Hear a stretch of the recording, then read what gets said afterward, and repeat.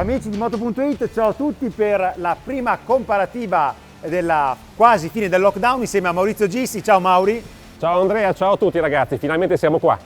Maurizio, chissà, quando rivedremo questa comparativa tra qualche anno ci ricorderemo del momento che abbiamo vissuto. Adesso le mascherine le abbiamo tolte perché io e Maurizio siamo a distanza, faremo tutta la spiegazione delle pagelle di queste due moto alla distanza di sicurezza per le regole che ci hanno imposto in questo momento storico molto particolare. Sarà buffo rivederci tra qualche anno, Mauri. Però adesso parliamo subito a bomba delle protagoniste del nostro servizio, che sono le due novità Maxi Enduro del 2020 con l'anteriore da 19 pollici. Parlo della Suzuki V-Strom 1050 in versione XT. E Maurizio, tu cos'hai davanti a te? Io la Triumph Tiger 900 GT Pro, è il top di gamma della gamma 900 Tiger nuova nella versione da 19 pollici. E anche la XT è il top di gamma infatti della famiglia V-Strom. Novità di mercato molto importanti perché sono le classiche Maxi Enduro che strizzano l'occhio al turismo e alla guida stradale, lasciando un po' perdere il fuoristrada. E queste sono fatte proprio per dare il massimo del piacere di guida nei viaggi. Io parto a raccontarvi come cambia la V-Strom 1050. Vi ricordo che su Moto.it trovate già il servizio completo della prova fatta in Spagna, però facciamo una breve sintesi, poi vedremo la Tiger 900 GT Pro. È rifatta completamente l'estetica e pensate l'ha fatta la stessa mano che fece 30 anni fa la Suzuki DR Big. Infatti notiamo il becco che da sempre c'è sulle Suzuki DR, ma in questo caso Suzuki ha fatto bene a mantenere il nome V-Strom perché questa è una moto stradale e infatti sfoggia la base meccanica che conosciamo, l'ottimo telaio bitrave in alluminio e il motore a V di 90 gradi bicilindrico che adesso è diventato Euro 5, è sempre di 1037 cc ma è arrivato a 107 cavalli con la coppia che perde soltanto 1 Nm, rimane sempre di 100, quindi un valore importante, 100 Nm. Vi dicevo, estetica nuova, motore Euro 5 nuovo e molto importante la dotazione elettronica fa un salto in avanti. C'è un nuovo quadro strumenti LCD, c'è il cruise control di serie e soprattutto c'è il cornering ABS di ultima generazione che migliora la frenata in piega, frenata d'emergenza, ma migliora anche tantissimo il controllo di trazione. Adesso mi fermo perché questa è proprio la sintesi della Suzuki V-Strom come cambia nel 2020, perché anche la Tiger è tutta stravolta, Mauri. Sì Andrea, la Tiger è cambiata completamente, è sempre chiaramente un motore a 3 cilindri in linea come la tradizione Tiger, però qui abbiamo un motore rifatto, gonfiato una cilindrata da 800 a 888 cc, con potenza che rimane uguale, 95 cavalli, ma chiaramente è più robusta nella curva ai medi regimi perché la coppia è stata incrementata a 87 Nm, quindi circa del 10%. Questo ha dato una erogazione migliore come vedremo poi. Cambia anche la fasatura degli scoppi, questo per dare una sonorità particolare e quindi anche un carattere nel sentirla passare. Ovviamente il motore è stato spostato più avanti e abbassato perché c'è una configurazione nuova anche del telaio nuovo, 2 radiatori, quindi tutte queste modifiche hanno permesso di cambiare la disposizione dei pesi e, nota importante, il telaietto posteriore non è più saldato al telaio principale che è in acciaio, ma adesso è in alluminio ed è imbullonato. È un motore chiaramente Euro 5. Abbiamo, dal punto di vista ciclistico, le cose importanti sono il passaggio alle pinze Stylema Brembo, quindi un forte miglioramento dell'impianto frenante. Questa moto, come vedremo poi anche dal punto di vista delle dotazioni, Andrea, le sospensioni non sono quelle della versione top, quindi le vedremo poi più avanti. Cambia il design si deve a Rodolfo Frascoli, che aveva fatto anche la Tramontana, ti ricordi, quindi molto molto bello, nuovi fari, nuovo muso, serbatoio gonfiato a 20 litri, quindi maggiore autonomia, posizione di guida rifatta, quindi una moto completamente nuova Andrea, poi vedremo spiegarla nel dettaglio quando racconteremo come va. Sì, e sono due protagoniste molto importanti perché Mauri, non so se ti ricordi, fino a 15 anni fa quando si parlava di Maxi Enduro al massimo si diceva se erano adatte per raggiungere la famosissima caletta, la spiaggia un po' isolata, poi sono arrivate invece le Maxi Enduro più votate al fuoristrada con la ruota anteriore da 21 pollici, sospensioni a lunga escursione, però questa categoria di moto è la Maxi Enduro da viaggio per eccellenza, con l'escursione delle sospensioni adatta a quello che serve per affrontare il fuoristrada più semplice, ma che poi garantisce un'ottima tenuta di strada e un ottimo piacere di guida su strada. Quindi sono le Maxi Enduro come le conosciamo da 20 anni a questa parte, senza gli eccessi da crossover da 160 cavalli o da Maxi Enduro per fare i salti in pista di motocross, come anche abbiamo fatto su Moto.it. Certo, moto estremamente interessanti perché proprio come dici tu sono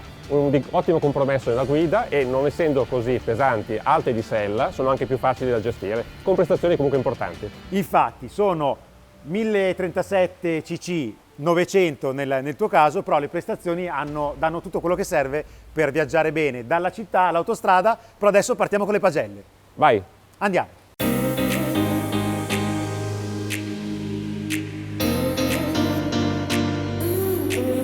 Ragazzi, andiamo a bomba con le pagelle di queste Maxi Enduro, partiamo dall'ergonomia e vi dico subito che è stata una comparativa molto difficile in questi giorni con Maurizio, perché sono due moto cresciute negli anni, la Tiger da 800-900, la V-Strom fino a quest'ultima versione Euro 5, e sono veramente, Mauri, due moto della miseria. Ci hanno messo in difficoltà perché avremmo potuto chiudere la comparativa subito con due 10 lode promosse, perché sono due moto che hanno fatto la storia di questo segmento. Comunque, tornando a bomba ergonomia, voto 9, perché in sella alla V-Strom 1050 si sta veramente bene. È un po' particolare solo la foggia del manubrio, un pochino stradale e con le estremità verso il pilota, però di fatto si guida davvero bene e potreste stare ore e ore in sella a questa moto. 9.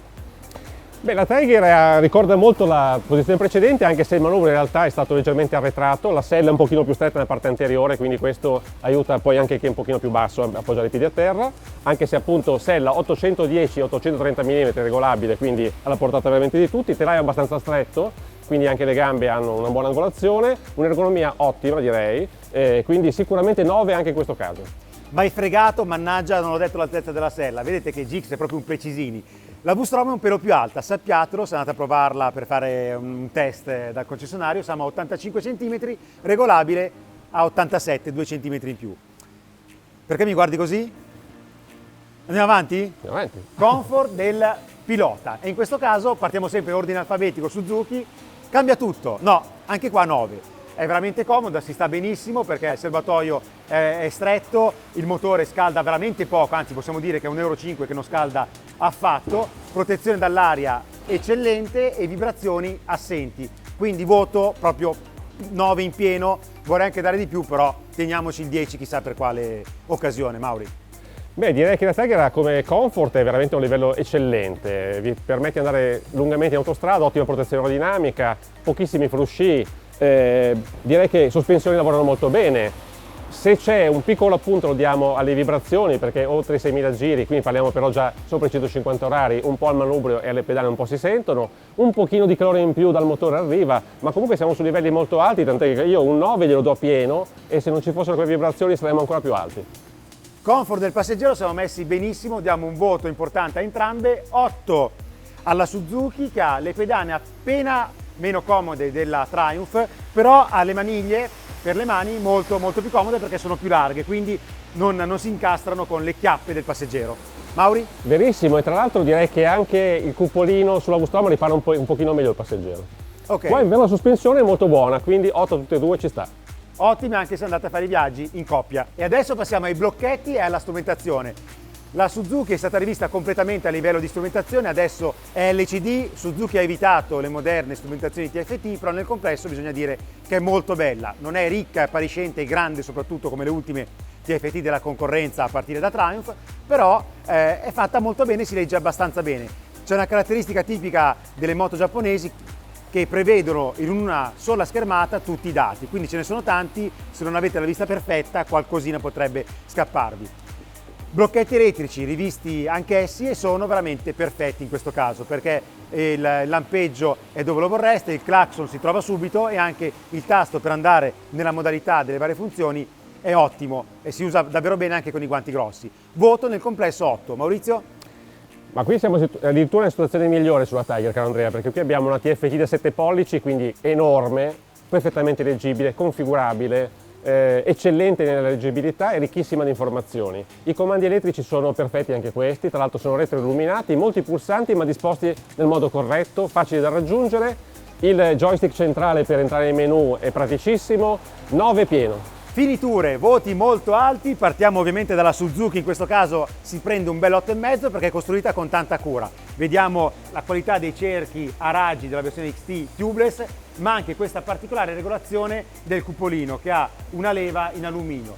In alluminio è anche il telaio che è verniciato e le saldature sono molto curate, ma nel complesso questa è una moto ben fatta. C'è qualche dettaglio magari che non fa impazzire come il cavalletto laterale che è un semplice tubo di acciaio, ma la moto ha ottime verniciature, le plastiche sono accoppiate alla perfezione e anche i blocchetti elettrici e soprattutto le leve regolabili nella distanza sono fatte con tantissima cura. Quindi 8,5 la Suzuki se lo prende tutto. Beh, le finiture Triumph sono altrettanto di livello elevato, le superfici sono molto curate, i trattamenti, le verniciature, anche delle parti secondarie sono di ottima qualità, serbatoio in metallo che a me piace sempre, che dà solidità, una grande cura costruttiva generale in ogni dettaglio, anche nelle viti, nei fissaggi più piccoli. 9 pieno, caro Andrea, anche in questo caso.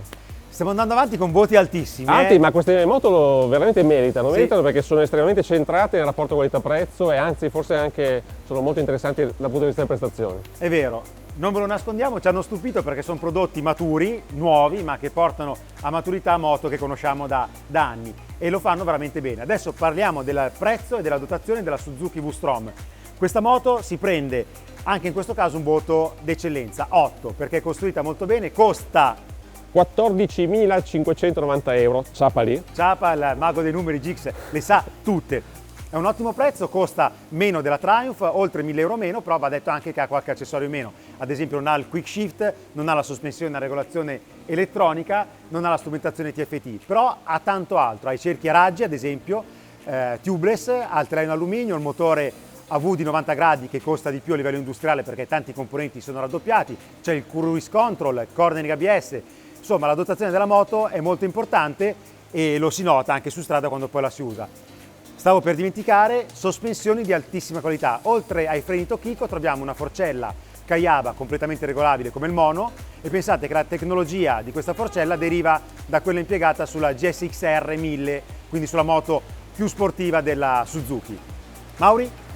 Ma allora è vero, questa costa di più perché parliamo di 15.200 euro che non sono pochi se pensiamo alla classe 900, però se consideriamo la qualità e la ricchezza della dotazione le cose ritornano a livellarsi, perché qui abbiamo sospensioni comunque anche in questo caso di qualità, una bella Marzocchi da 45 mm regolabile nella parte idraulica, sospensione posteriore e regolazione elettronica per quanto riguarda precarico e freno idraulico comodamente stando in sella, impianto frenante di ottimo livello, dotazione elettronica vi dicevo ricca, di serie abbiamo il cruise control, abbiamo il quick shift, abbiamo le manopoli e le selle riscaldabili, tra l'altro indipendentemente il passeggero può anche regolarsi la sua temperatura, qui c'è veramente di tutto, per cui anche se costa caro io 9 glielo do considerato proprio il livello di dotazione.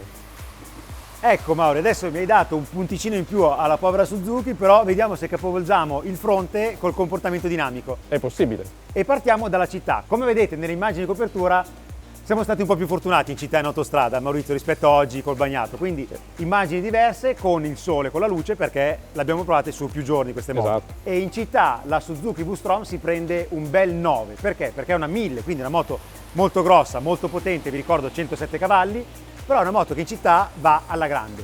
Non scalda, le sospensioni funzionano molto bene ed è maneggevolissima, quindi è una moto che potete usare tutti i giorni ed è confortevole e per niente impegnativa. Sì, direi che la Triumph a questo punto è un pelino più arretrata, non per altro, perché alla fine ha la sella se vuoi anche un pochino più bassa da terra, quindi è più facile anche in città, però è un pochino meno maneggevole, scalda un filino in più, le sospensioni in realtà sono confortevoli, quindi voglio dire va bene, per cui diamo comunque un voto alto anche se un pochino più basso rispetto al Suzuki, 8,5.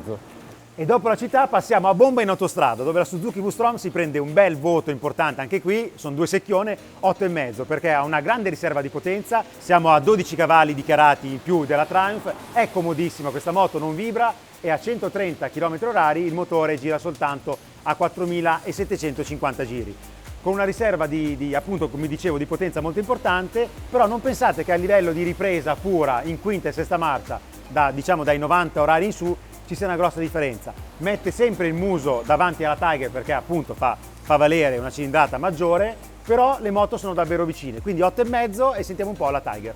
Sì, sono vicine perché come dicevi tu in termini di ripresa sia con la sesta che con la quinta marcia sono vicinissime e quindi anche se è un filino più arretrata nello spunto la Tiger, il discorso è legato al motore un pochino più piccolo, ma ripeto la ripresa è veramente importante. La protezione dinamica, come dicevo prima, eccellente, la posizione guida anche molto buona. Purtroppo anche in questo caso, andando diciamo a velocità elevate, un po' le vibrazioni si sentono, quindi questo può intaccare un pochino il comfort a lungo andare. Anche in questo caso a 130 orari siamo sui 5.000 giri, quindi direi un regime molto buono, conservativo, dove le vibrazioni in questo caso non si fanno ancora abbastanza sentire, voto 8,5. E c'è da dire che queste moto, Maurizio, opinione mia personalissima, hanno poco, ma veramente poco da invidiare alle 1200 e alle 1300 di oggi, perché dotazione al top, ma poi quando le usi, a parte tutte le diavolerie elettroniche, ma nell'uso in autostrada, in città, adesso vediamo nel misto, vanno altrettanto bene, sono delle ammiraglie a tutti gli effetti. Sì, anche perché da un punto di vista ergonomico le dimensioni sono del tutto simili, quindi parliamo di posizione di guida, protezione, siamo a livelli equiparabili alle cilindrate più grandi. Nel misto adesso passiamo alle curve, perché queste moto vanno bene per viaggiare, ci andate al lavoro in città, ma vi divertirete come dei pazzi sui percorsi, tutte curve. E arrivo subito al punto 9, la Suzuki V-Strom tra le curve fa veramente valere questo telaio fantastico. Il bitrave in alluminio è da tanti anni che c'è sulla V-Strom, ma va ancora oggi benissimo, è un punto di riferimento nella categoria Maxi Enduro. Poche moto sono efficaci tra le curve come lei. Non sarà la moto con cui affrontare le dune nel deserto, ma su strada, in Europa, in giro per il mondo, la V-Strom si fa male da tantissimi motociclisti per la resa dinamica.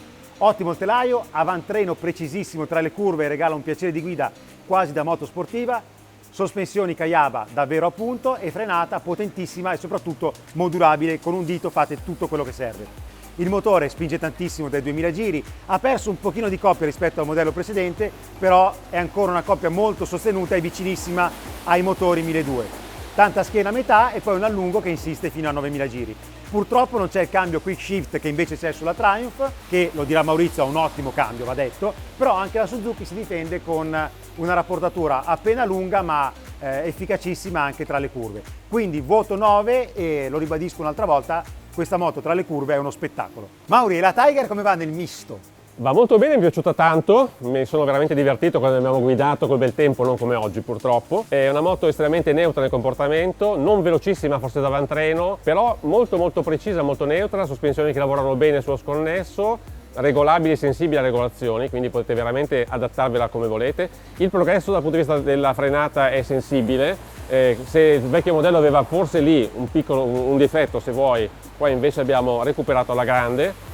Richiede una guida un pochino più rotonda, quindi se vuoi pecca forse un pelo di maneggevolezza rispetto alla Suzuki, però estremamente sempre appagante, molto divertente, piacevole, con un motore pronto sempre, con tanta coppia, cambio eccellente sia come spaziatura che come inserimento, quick shift molto buono, frenata anche posteriore ben dosabile, ABS che non è mai invasivo, quindi mi è piaciuto tanto, un voto alto 8. E adesso Andrea, abbiamo parlato del comportamento su tutte le salse sull'asfalto, queste moto sono fatte per andare anche fuori strada, c'è bel tempo, quindi voglio vederti lì.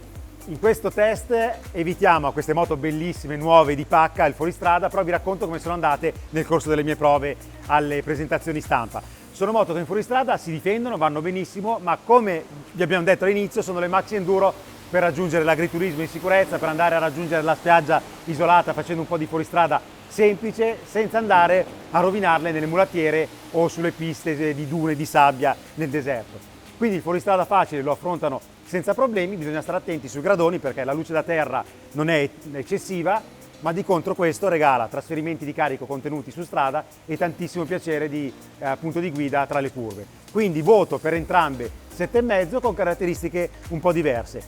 Alla Triumph ha un leggero vantaggio per quanto riguarda le sospensioni, in particolare la forcella.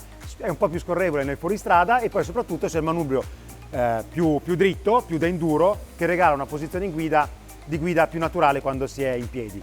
La Suzuki è un po' più agile e più maneggevole. È ottima anche lei, ha un motore molto trattabile, il bicilindrico aiuta nel fuoristrada ad uscire dalle curve con una trazione più immediata, più pronta ai bassi. Però da questo punto di vista anche il 3 cilindri è cresciuto moltissimo con la nuova fasatura di scoppi che lo rende più pronto ai bassi. Quindi in entrambi i casi un bel 7,5.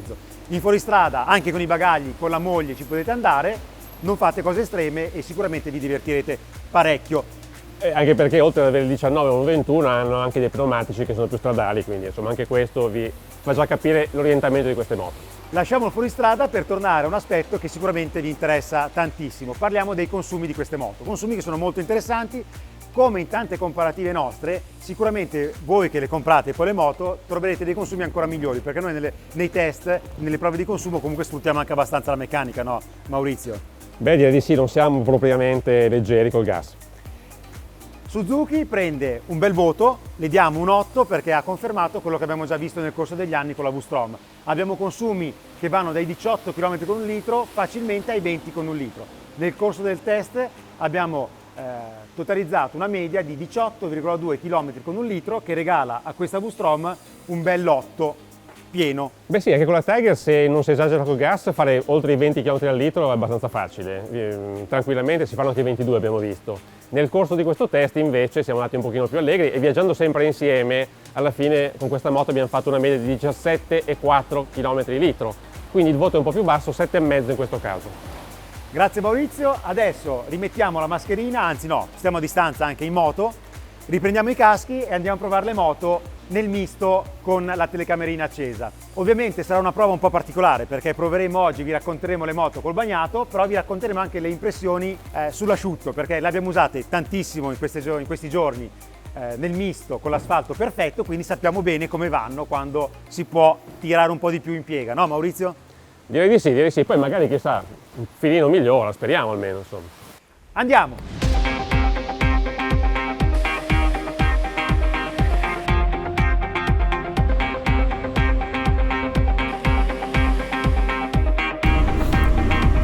Ragazzi, ecco la prova della V-Strom 1050 XT, giornata sfortunata oggi, piove durante le registrazioni video, però io e Gix le abbiamo guidate tantissimo, sia questa che la Triumph in condizioni di asciutto, divertendoci parecchio tra le curve. Adesso però facciamo la sintesi qui con la telecamerina del comportamento di queste moto.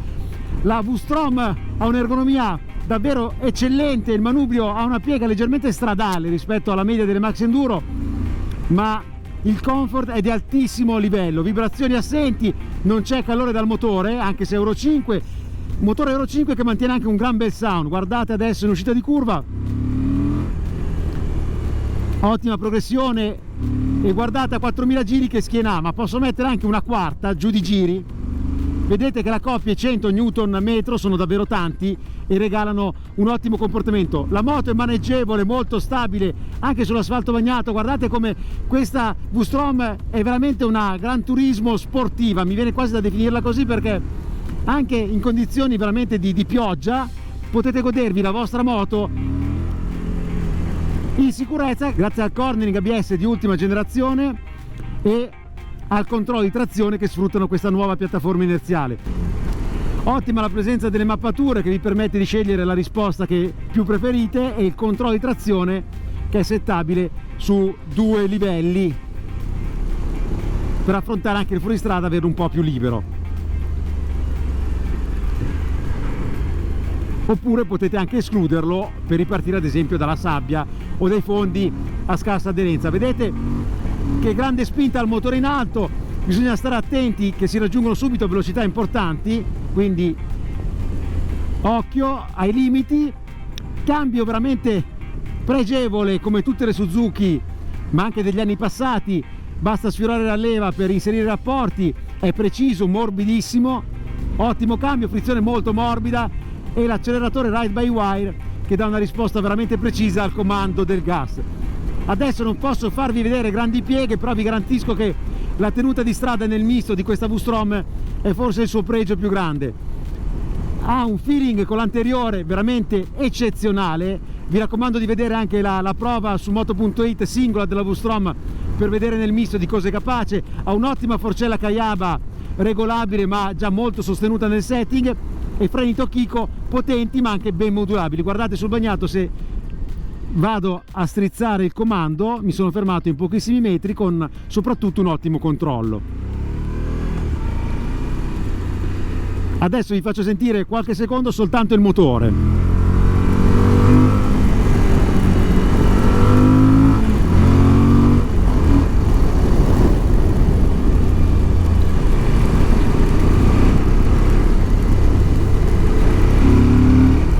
Ecco, una progressione che ha davvero poco da invidiare alle grosse 1200. Adesso, sotto questa pioggia battente, passo la parola al mio amico e collega Maurizio Gissi.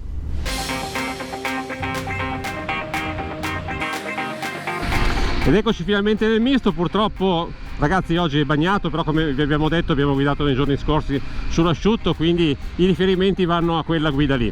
Allora vi dico che la posizione di guida è estremamente bilanciata, equilibrata, adatta a piloti di altezze diverse. La sella tra l'altro, se la abbassate, non è per nulla alta, quindi anche chi è piccoletto ci sta comodo su questa moto. Serbatoio stretto sui fianchi, quindi ginocchia che aderiscono bene per la guida un pochino più aggressiva. Manubrio ben conformato, leggermente arretrato rispetto a prima, che dà comunque un ottimo controllo all'avantreno. Serbatoio che fra l'altro ripara anche bene dall'aria. Come vedete adesso il cupolino è nella posizione più bassa, eppure comunque già lo schermo è piuttosto alto, tanto che anche il casco con il frontino non dà assolutamente fastidio, anche a velocità molto più elevate di questa. Vi dicevo, sì, questo motore vibra leggermente di più del precedente, ma non che aveva la fasatura regolare a 120 gradi, ma comunque le vibrazioni non sono assolutamente mai fastidiose.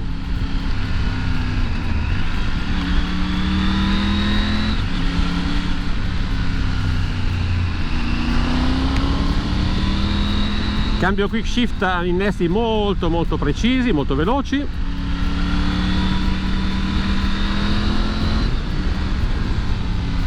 Ecco, le caratteristiche di guida che sono con questo avantreno con la gomma abbastanza stretta, che è da 100 mm su 19 pollici, dà una guida abbastanza rotonda, che è perfetta peraltro sull'asfalto bagnato, e comunque non ha mai un avantreno per così dire nervoso, quindi anche la guida è assolutamente riposante.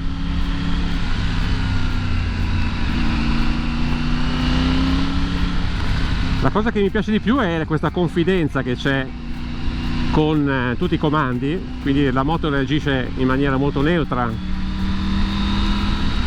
Allora, guardate, in sesta,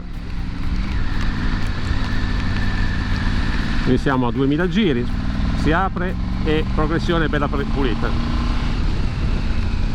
Ok, frenata decisa, molto ben controllata, ABS che tra l'altro sia controllo trazione che ABS, non vi ho detto prima, sfruttano la piattaforma inerziale e si regolano in base alle 5 mappe che avete a disposizione, mappe che sono la Rain, la Road, la Sport. C'è poi una mappa dedicata a utente, quindi uno può personalizzarsi come vuole gli interventi, e poi una mappa off-road.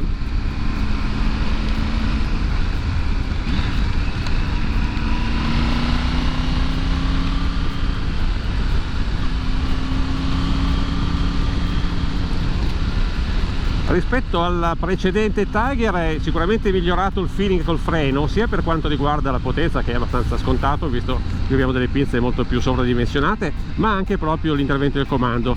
La Tiger ha una guida molto equilibrata, molto rotonda, fluida. Questo avantreno si lascia guidare con grande precisione, non è velocissimo, non è rapidissimo, ma è molto pulito, e questo vi dà confidenza, vi rende la guida assolutamente mai faticosa e soprattutto sicura anche sul bagnato, come in queste condizioni. Man mano che la velocità aumenta, non è questo il caso di oggi evidentemente su questo percorso, la stabilità è sempre molto ben presente, eccellente ad alta velocità,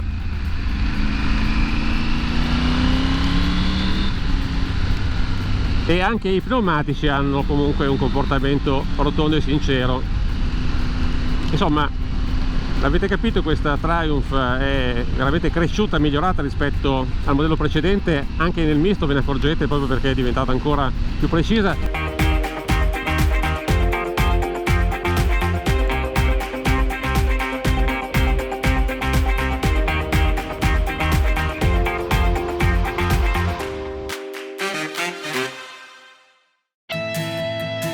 Ragazzi, siamo tornati dal giro con queste fantastiche Max Enduro, grazie per averci seguito, e mi raccomando, in moto il paraschiena, le protezioni e la prudenza sempre, vero Gix?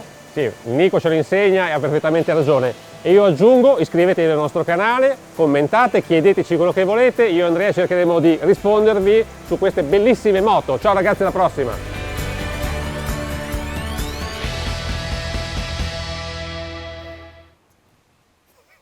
Ciao Andrea, ciao a tutti ragazzi, finalmente siamo qua.